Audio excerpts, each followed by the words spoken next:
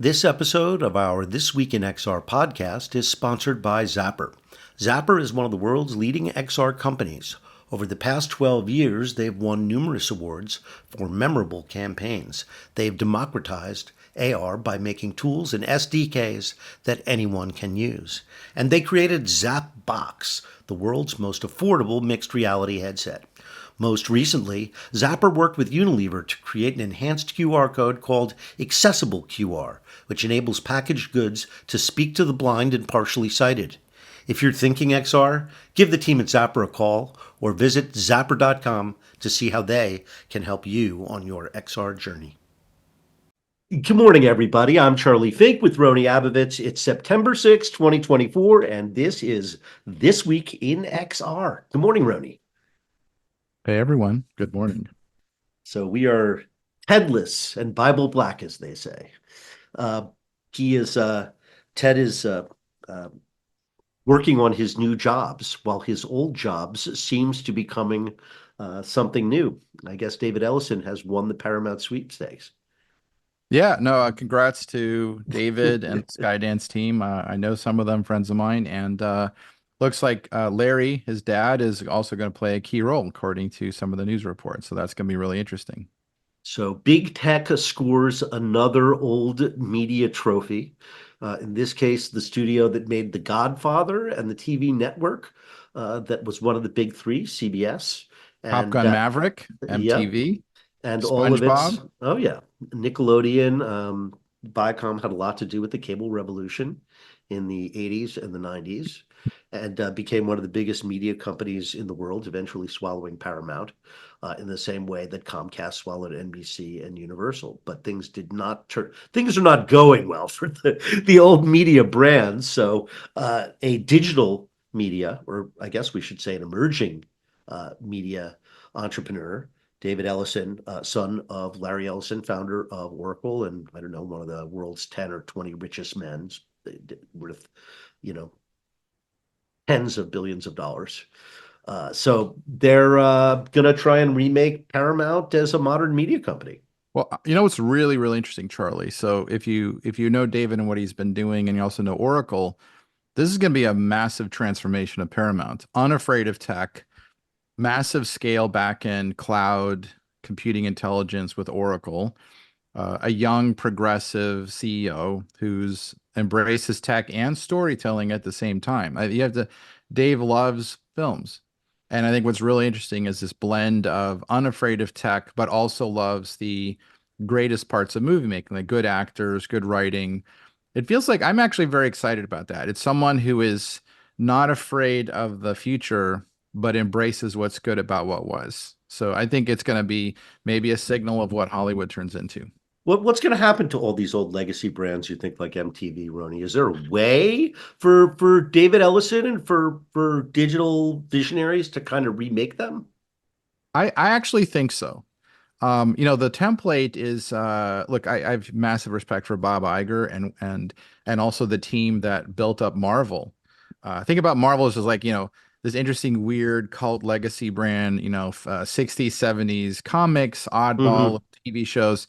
And then you got geniuses like Jon Favreau with the first Iron Man movie. So if you have the right creative team around you, you could take these legacy brands that actually have meaning and inject them for a new generation. I think that's what happened in Marvel. DC, not so much. We won't go there. Kind of, Batman movies are great, but I think that could happen with MTV and some of the other cool legacy stuff in Paramount. So if you have a guy like David, if he surrounds himself with great writers, great technical people, great creatives, all kinds of things are possible. I think they're going to give Disney a run for their money. Actually, they have John Lasseter. I mean, there's all these things inside Skydance people don't realize, but basically, they got Lasseter after Disney chucked him for a variety of reasons we won't Yeah, go into. right. But they have one of the real geniuses of animation sitting inside Skydance. What does it mean when you have the full flex of Paramount? What's going to happen now? That's going to be really interesting. So not a lot of news stories in the past 2 weeks. We were off last week because of the Labor Day holiday. I was down with COVID too. That was no fun. Not fun. And so I'm just coming back to the land of the living and going through haven't even published a column yet this month. Thank God you're good. Yep, I'm good. I'm good. I'm good. And but there were a couple of stories I thought we could have some fun with before we bring in our guest, Liam Broza of Infinite Reality. Really interesting company involved with spatial computing. So we'll look forward to chatting with him in about 5 or 10 minutes. But first, I thought we should pay tribute to our favorite corporate efficiency expert, whose hopefully expertise will be spread across our great nation. Elon Musk has opened the Memphis AI Gigacenter, and it is the absolute clusterfuck that everybody predicted it would be. They have, I mean, apparently, first of all, the place is massive. They've got 100,000 NVIDIA H100 GPUs training the new versions of Grok. And they have neither the power nor the water resources to do it where they built it. So right now they've got trailers of portable generators running the place, and apparently it's the equivalent of having several hundred trucks idling next to your house. so, so there's efficiency for you, but not a lot of regulation in So I gotta Tennessee. be careful, Charlie, in my commentary on this because I'm Oh yeah, you're about in to the commit similar crimes. no, not at all. Actually, I would say that because I'm going to be competing against these guys. So, I would just say this. I think there is a Roman emperor feeling like that you have to build the largest AI data center, the most NVIDIA chips, the biggest. It's like the tallest building, the pyramids. It's very conquering Egyptian pharaoh kind of stuff. But this is my take. The actual secrets of real intelligence, of consciousness, of sentience, what people are chasing is not that. That's actually the interesting thing. This kind of grandiose, egotistical Roman emperor, empire building version of AI, I'm going to build the largest brain in the world, the Death Star, is not how nature does it. And that's actually going to be an interesting debate. There's very tiny things that have amazing intelligence and capability. And the world, if you look at how the world distributes intelligence, the actual physical universe, it is not like any of these guys, what they're building. It's much more efficient. It's different. They're heading down what I would just call a massive egotistical road. That's like this reinforcement algorithm between tons of capital and NVIDIA sales and hype. And I'm going to build a bigger data center than you. It's like the biggest yacht, the tallest building. That's not the road to true intelligence. That's massive accumulation of data, huge heat sink, lots of climate disaster. But true intelligence, true wisdom, true knowledge is not accumulation of the most data. And I think that's something to debate in Mm, the future. That's my mm, take on it. It's a very like Zen philosophical thing. But mm-hmm. I think small little things are going to emerge. What I'm doing may be one of those. And it's just a different path altogether. Right. So So let's the only thing I make don't like about their wasting their money this way is that money could be used for other good things. And the amount of thermal energy and the climate problems it's causing is actually a real issue. And there's other paths up the mountain. So I think it's my thoughts for Friday on this. well, wait. There isn't that much interesting news that we can't Keep plumb the going here. depths of some of the things that you've just said, even if we're not speaking specifically to a project you may or may not be raising money for. Um, because you brought up there's making a much broader statement that there may be another way to skin this cat rather than Yes. building giant gigacenters and approaching it the way AWS or Meta or XAI seem to be approaching it, which is you bring more refined instruments to the surgery rather than viewing everything like it's going to be made with hammers and saws. Well, if we're going to go there a little bit, like think about the difference between data, information, knowledge, wisdom, skills, know-how. They're different things, right? People overly associate data and they're sort of like this really rough, crude, huge, heavy lifting thing that does accomplish stuff. You can't deny like gigantic computing does do some stuff, but it also comes with this massive byproduct of like hallucinations and uncontrollability and chaos. And there's this really good piece in the New Yorker about how AI can't create art, which I vehemently agree and disagree with. The AI as we know it today, as designed today, just basically is this mass accumulation of probabilities. It's like a huge sphere of probabilities, and you put something in there, something comes out. Some of it is amazing. You can argue, is it art or not? But you, as the person, putting one little input in, it sort of does all the work. And that future of like AI and people working together is only one vision of the future. And I think people are getting too much of that one vision. And I think they're rightfully rejecting that one vision. But it's wrong to assume that is the only way forward with computing or AI. And I think that's what's really interesting. Like if you're like a kid or thinking about the world or a listener, I don't think it's realistic to say the only way forward is that way. That's just a way forward a lot of money has gone into over the last few years, but it's completely not the only way forward. And I think that is actually going to be a mind opener for people. And I see pockets of all kinds of interesting stuff happening as people look at like, how does biology actually do it? Look, human beings are not gigantic data machines. Like our skills, our knowledge, and wisdom are not because we ate every piece of data in the world. It's just Mm, something completely different. mm-hmm. And I think that is being missed by people who are, again, it's sort of like I'm the conquering Napoleon. You're the sort of, Adrian coming in with your elephants and taking over the rest. I mean, I think there's that mentality. And by the way, some of these guys lean to fascism because they want to be emperors, they want to be autocrats, they want to be monarchs, and they want to build the biggest, largest things ever. But interestingly enough, I don't think the universe agrees with them. Mm. Like what they're grasping is not being caught by them. And that's what's really frustrating to them. No matter how much money you have and how big your ego is, you're not going to catch the thing you're trying to catch. And that's actually what's kind of cool. The universe is saying no. And I think for anyone listening, it's a real interesting debate. If you really pay attention to what's happening, what they're trying to catch, like consciousness, real intelligence, real knowledge, real wisdom, is not going to be caught that way. I would assert that. That's really, really a interesting perspective, and I wish we had someone here your equal to beat to bat this around I'm so we sure a could bunch of get. these guys who have 100 billion sunk in the other Yeah, direction would be like, what are I you know. talking about? I know we got to get like some Andreessen people in here, some of the true believers. By the way, speaking of Andreessen, I just want to hit them for two investments this week, and each one less scrutable to me than another. I swear to God, Ilya? these guys are playing chess on a board I can't see. They just put 80 million into something called Story Protocol, Yeah. which is a crypto play, I guess.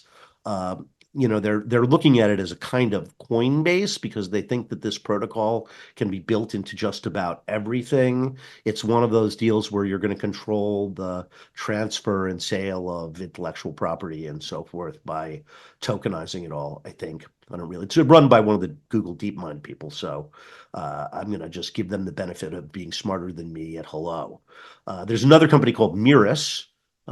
Congrats to them. They're an IAG-backed company that just got 26 million in seed funding for the distribution of spatial 3D content. So for spatial 3D streaming, I kind of sort of understand what they're talking about, but we'll see. I actually think our um, new friend Liam, who I'm waiting to show up in the green room, he's a few minutes late here, will explain that to us too, because I think Infinite Reality is. Well, there's one more. Safe super intelligence. I Ilya. yeah, I was just about to get there, but go, There we go. go. Yeah. Safe super intelligence. Ilya Sutskever. I don't know if I Yep, said that. Let's just yep, call him Ilya. yep. He's raised $1 billion in funding, In a including month. from A16 and Sequoia. Like I think he's like less than a month or two Yeah, old. exactly. Just like he got a couple of guys together. But when you think about this, this is like celebrity influencer AI funding. And that actually is a defining characteristic of not all venture in the Valley, but a lot.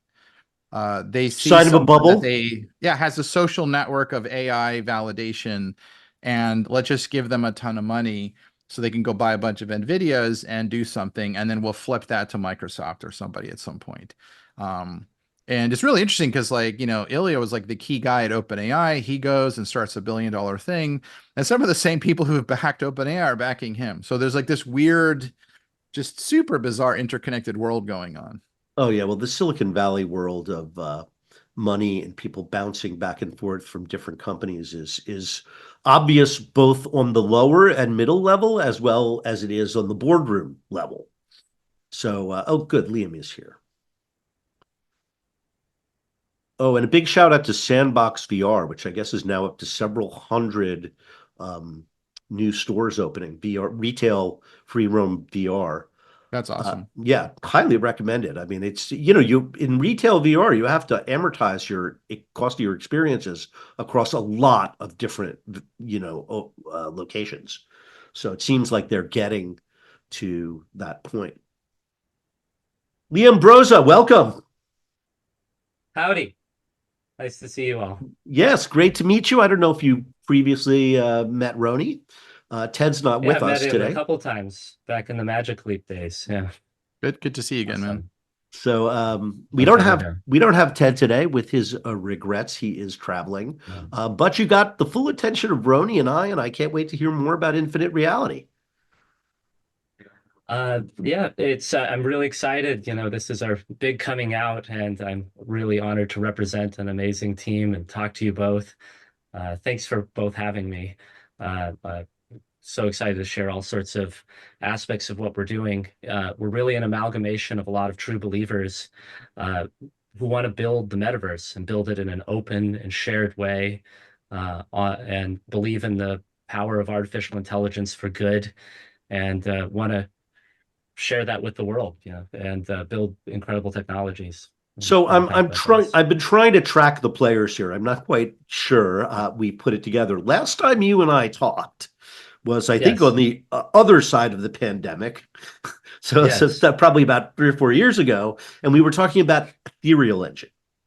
correct. Yeah. And I So believe we were talking like 3D browsers. This is a while ago, but yeah, I remember I was super excited about it, and then you kind of stealthed away, and I wasn't quite sure yeah. how the story ended. Yeah, I should probably take it from the beginning, which is uh, um, I'll tell my story and how I kind of met all these other true believers. Uh, at the at really the beginning is I went to RIT, Rochester Institute, and I went to Reynold Bailey's class essentially, and he was one of the founding people in open computer vision.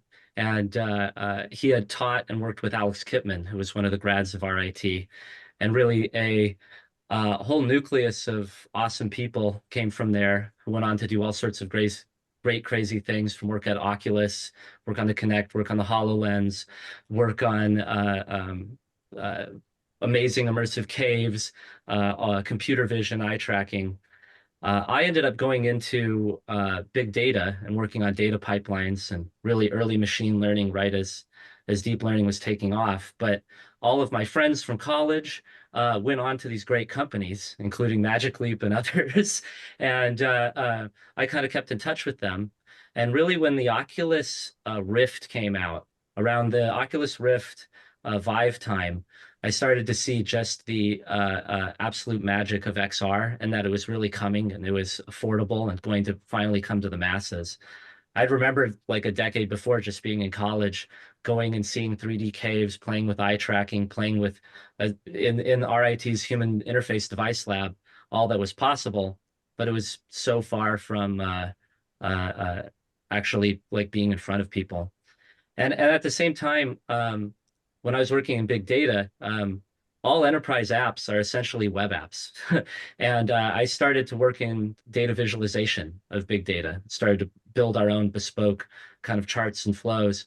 And really working in data visualization in the web, I fell into the 3D web, especially 3JS, WebGL, and started to realize, what had started off in the browser as a way to just simply show something in 3D easily has now in 2024 become a first-class capability. And now browsers have gone through this massive revolution.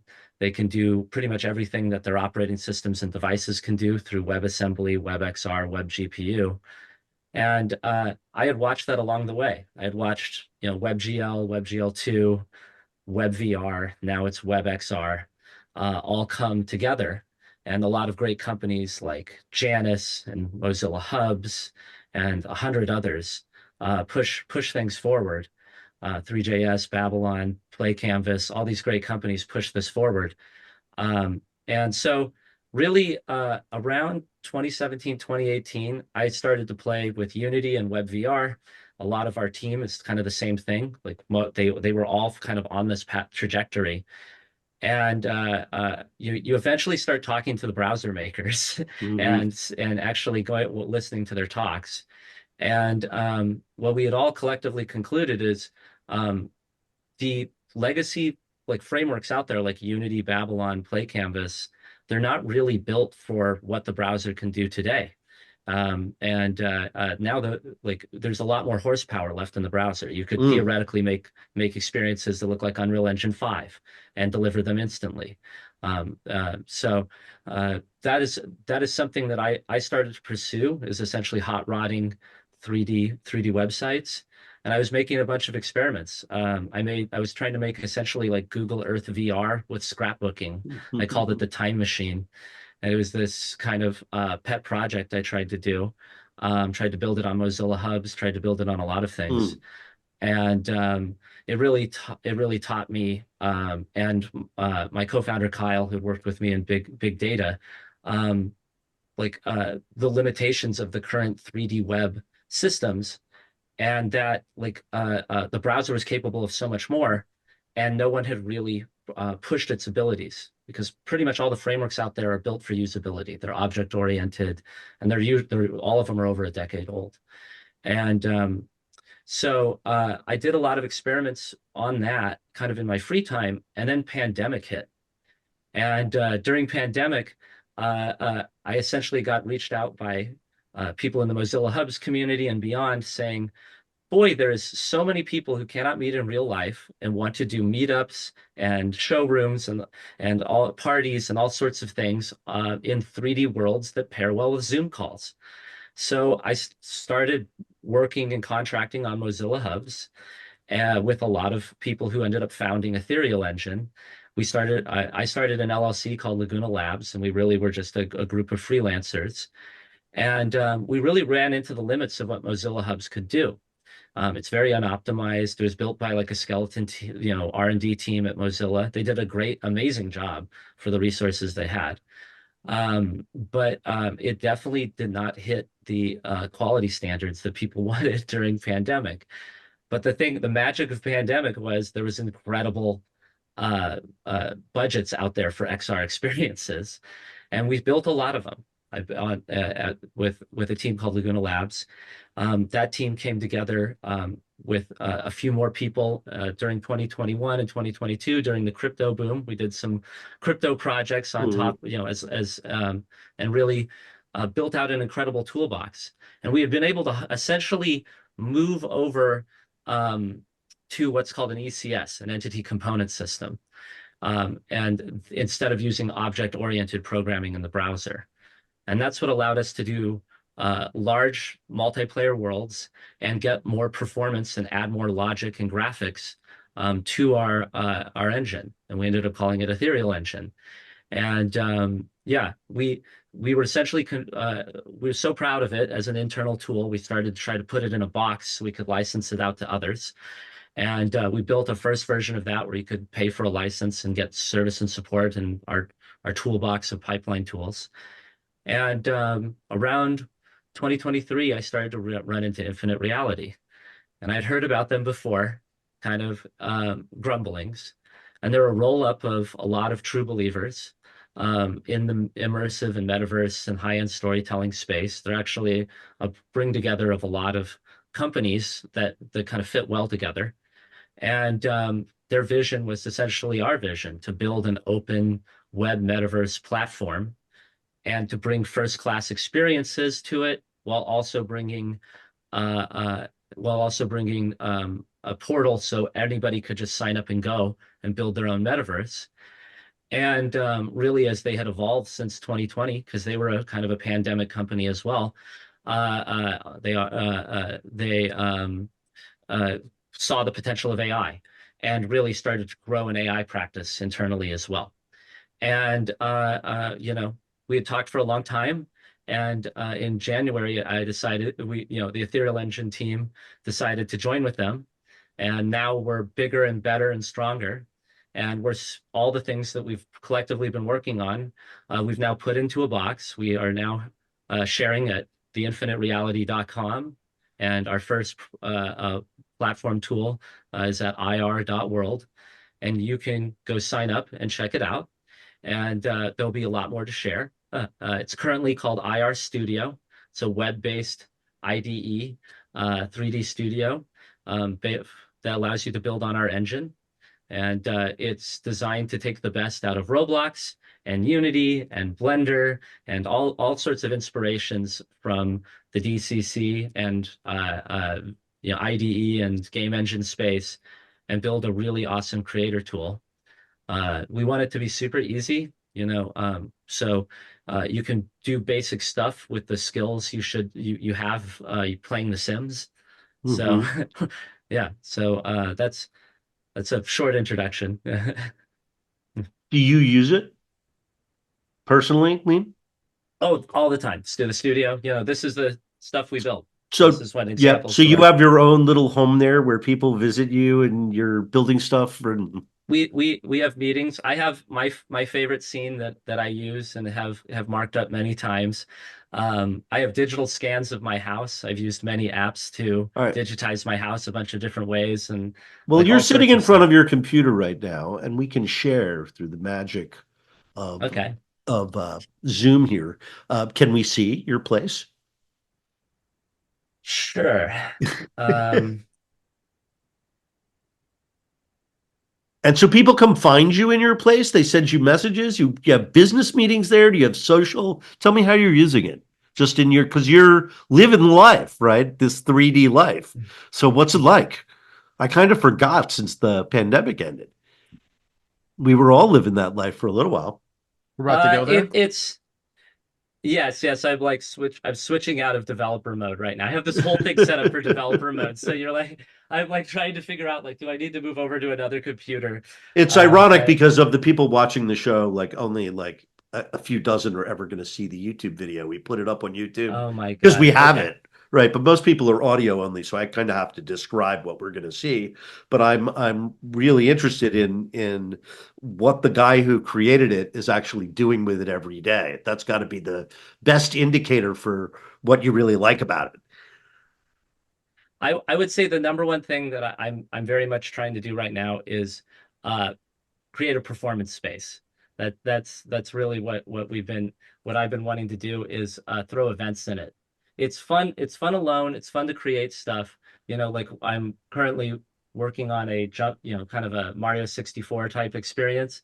But the one I really been wanting to do next, and we've done before, is throw a concert. We essentially have a big studio in Long Beach called Thunder Studios. It has a big LED wall on it, and I've thrown concerts, worked at concerts many times over my career, and I'm super excited about throwing a concert and streaming it into one of the clubs we've been making. We've actually been making a lot of VR chat style clubs that I absolutely love. Some of them I think are better than the best ones in VR chat, So that quite would not frankly. surprise me. The Yeah. how many simultaneous uniques can you host in one of these clubs at once? So it's the system is very bespoke. Here, I'm logging in here for a second. Um, the system is very bespoke. You can decide to have essentially high fidelity avatars that update with very frequently and have lots of bones, and that generally maxes out at a few people, like 6, 8, 10 people, Mhm. depending on like mobile or desktop. And then we can or you can go to the exact opposite direction and pick out like an avatar pack where everybody has one instanced avatar, and you can pick out a color, and maybe you only have a little bit of articulation. You're like a popsicle stick with arms, and we can go very, very large, and so it's really designed to be quite flexible, so that you can tune it into the experience. So I was just talking to my class last night about something called Miles, massive interactive live events. Those were the things that we saw Fortnite pioneering. Actually, during the pandemic, the most famous one, of course, was Travis Scott, but there were other performances from well-known entertainers as well. And it was this idea that, I mean, of course, Epic, which is a very wealthy company, was paying entertainers like Travis Scott like $20 million to do this. But the idea that like 47 million people could simultaneously experience the concert for the first time was pretty exciting, right? We haven't had that kind of experience culturally since, there were 3 channels on TV. All right. You're putting me on the spot, sir. I'm All right. creating a this is Well, we don't a we don't brand. have to. I'm just, as you talk, I'm trying to paint the picture Sure, of what sure, I'm looking sure, at. sure. I'm All right, doing. okay. I'm All right. doing. Here we are. We're actually gonna create a brand new scene because It I want a looks new. I'm right. So we've This got is a great. we've got a Unity looking interface that's got like Unity 4 different windows. We've got an asset window open underneath the world window, and it looks like Liam's dragging some assets into the world right now. And I think you're talking about a stage, maybe. So I'm just gonna put a chair here and a couple props, there we and then go. we're A just gonna jump plant. right in. Yeah. So I've got there's no Yeah. So right. skybox. We just Yeah. Wait. exist We can get in a space. skybox in here. Oh, look, we have a shadow, so we'll let direction for light. Let's see if this new skybox system runs it. Works just fine. Here we are. Liam, is this venture funded or angel at this point? Oh, that's coming. So it's a combination. We had essentially an angel before we got acquired. There's all sorts of people in IR here. Let's just publish it first, then we can update it. Yeah. Hello, Oh, you guys are, I'm sorry, you everyone. guys are acquired?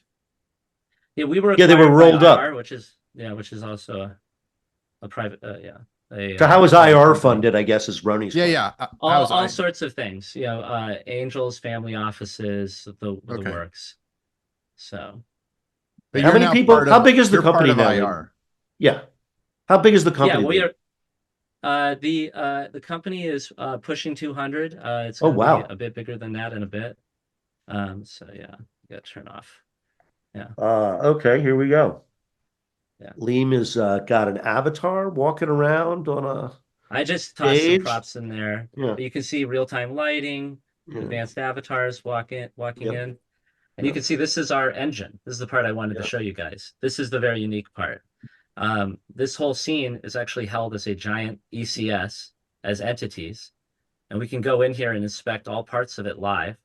It has running systems that we can essentially turn on and off live.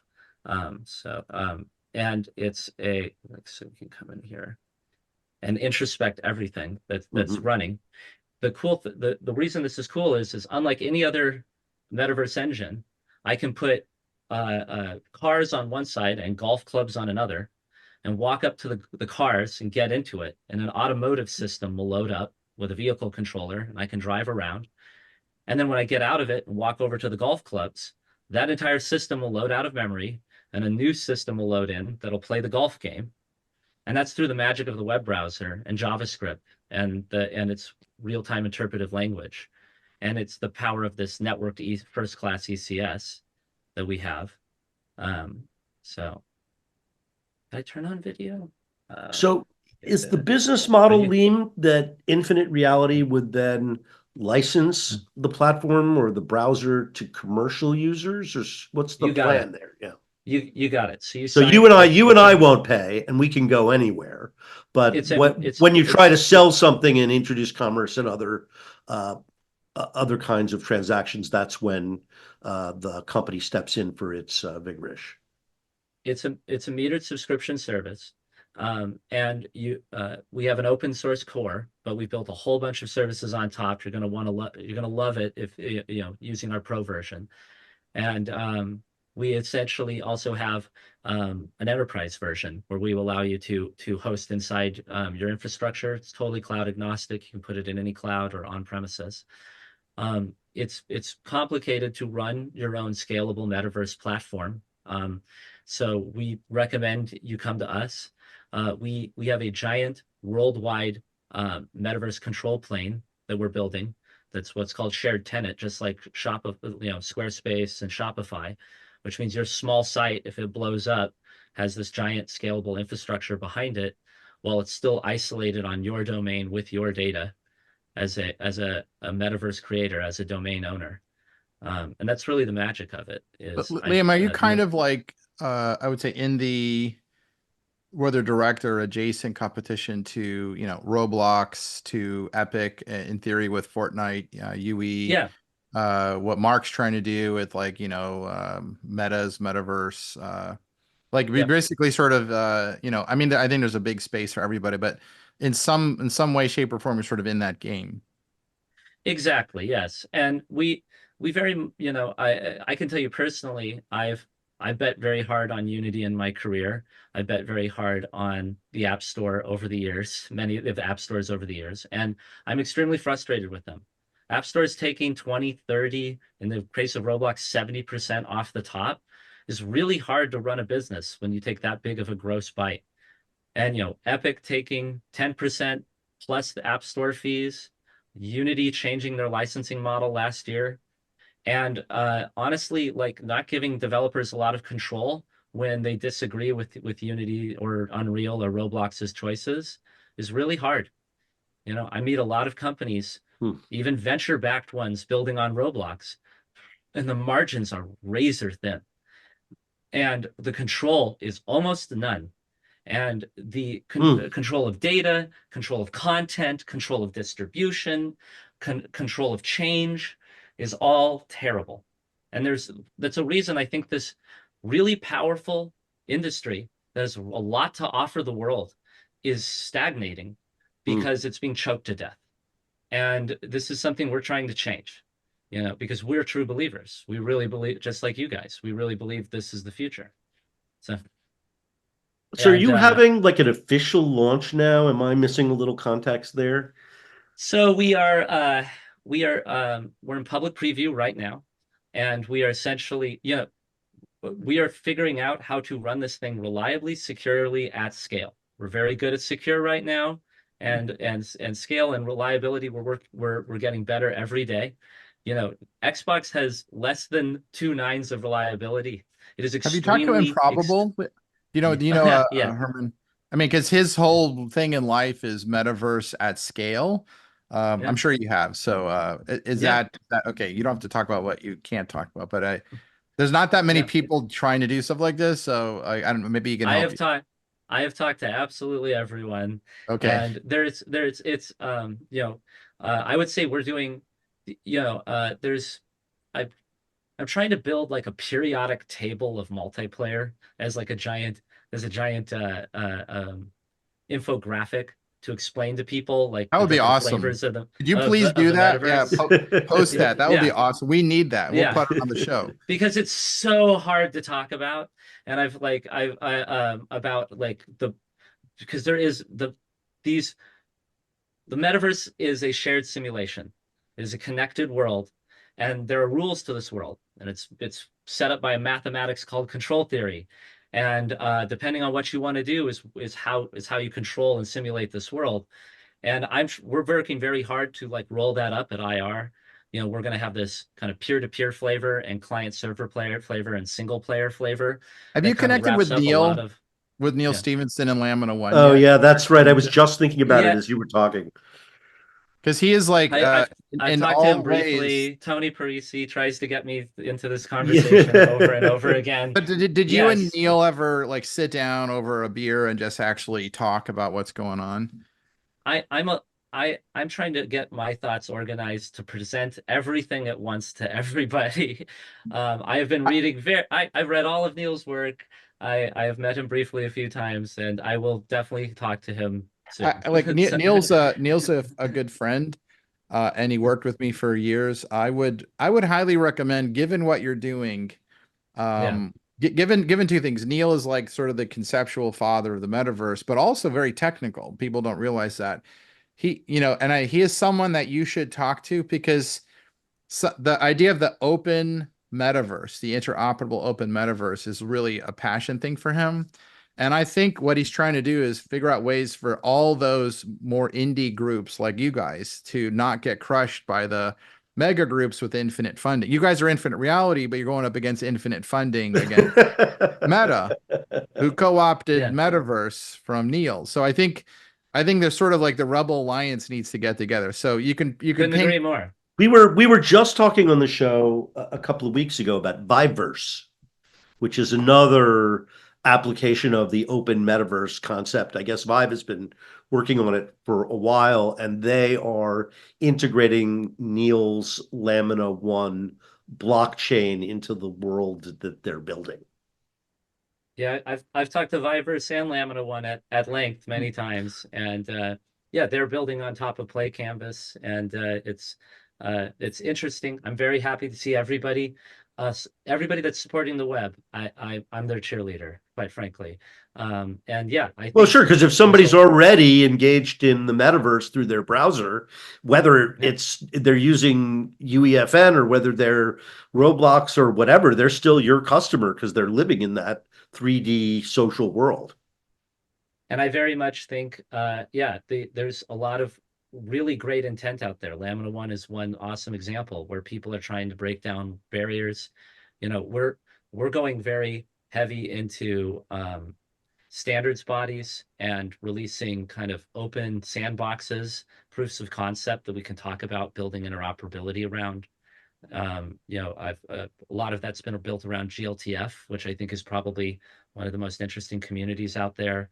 I'm on the Metaverse Standard Forum, one of their guiding boards, and um, I think that I just SIGGRAPH this year was absolutely incredible. The last few SIGGRAPHs where a lot of these true believers show up and the rubber meets the road very technically. And I think that like the first place where this open interoperability is going to happen is really at the assets. I think we're a few years away from really durably interoperable assets.